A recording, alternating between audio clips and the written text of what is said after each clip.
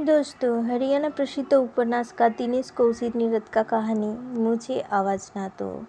आप लोग first second third episode सुना है। आज है इसका फोर्थ एपिसोड।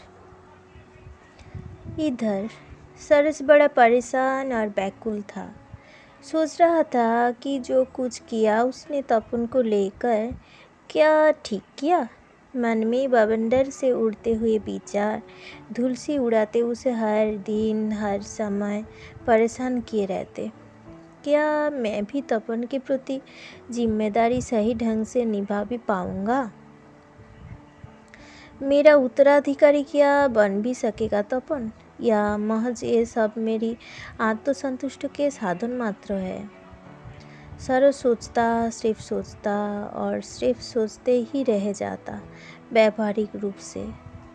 अंतमन से अपने आप को हारा हुआ ही पता वो।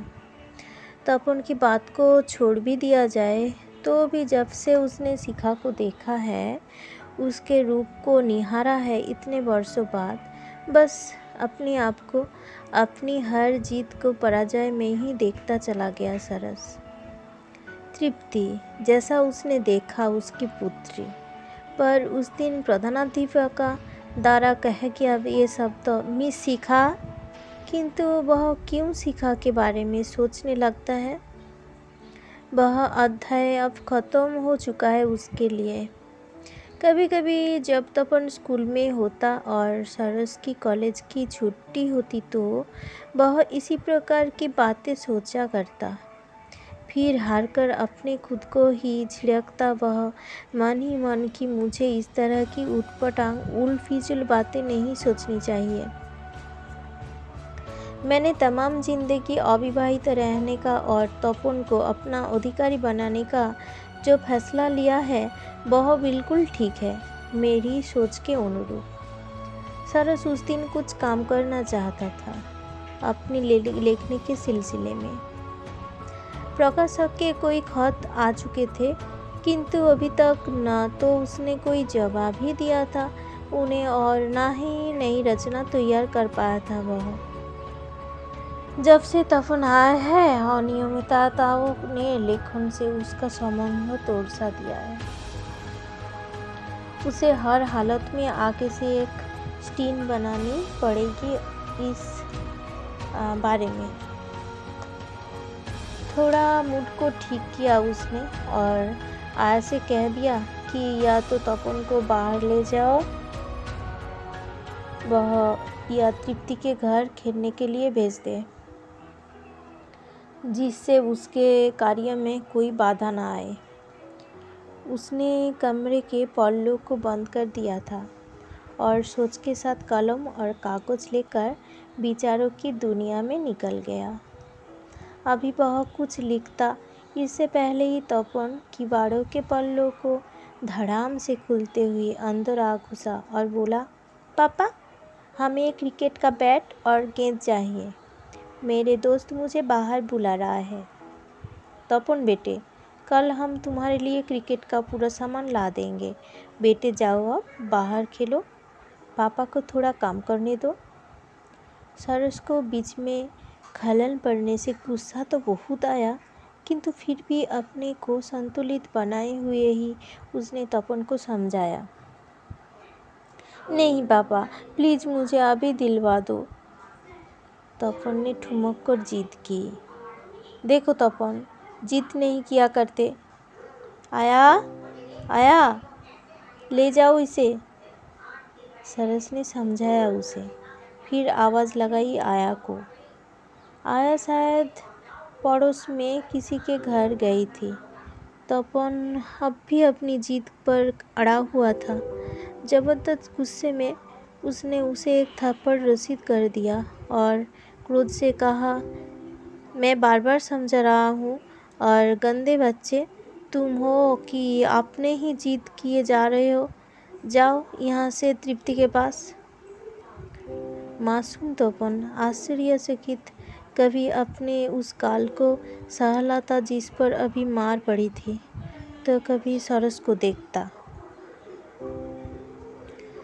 सरस की आंखों में थोड़ी देर तो वह देखता रहा, फिर दहाड़ मारकर जोर से रो पड़ा। तृप्ति, जो तपन के लिए उसके घर आई थी, बड़ी भयभीत नज़रों से किवाड़ों के पट में पीछे डूबकी खड़ी थी। तपन तेज रोदन के साथ कमरे से निकल भागा। तृप्ति भी साथ साथ उसे थामने के लिए दौड़ी।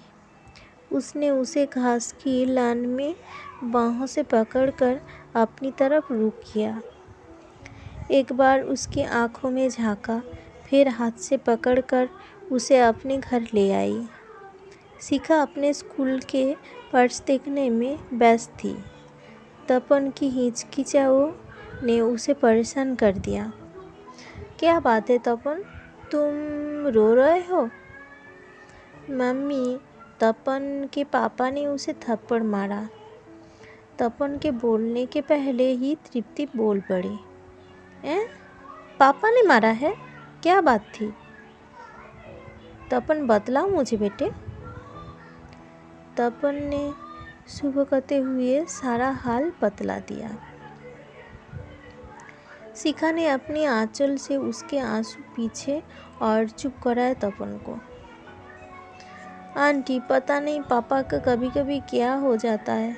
पापा ने मुझे अकेला पाकर आज चांटा मारा। मेरे मम्मी नहीं है ना यहाँ। वह होती तो क्या पापा मुझे मारते? हाँ मम्मी।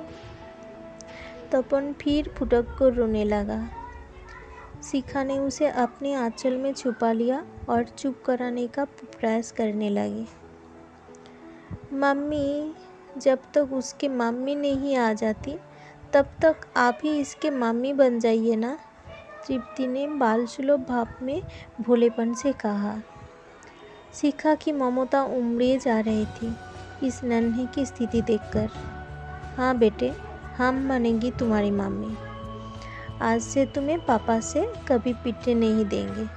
चलो चुप हो जाओ अब।